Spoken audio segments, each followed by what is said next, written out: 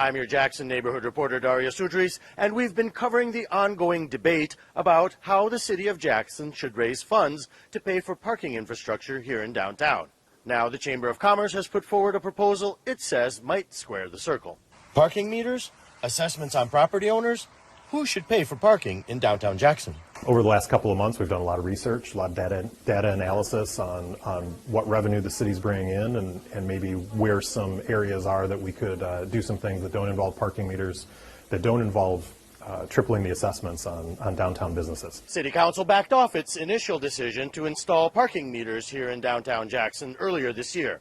Meters were supposed to raise funds instead of the current system of assessing property owners. The Chamber's proposal is a combination of an additional one-time flat fee of $700 per property owner on top of the current assessment, raising parking permit fees by 25%, with some flexible options for low-income and part-time workers, and raising parking fines to $28. The goal is to sort of try and drive people into those parking permits, raising more revenue there, raising more revenue from those parking fines.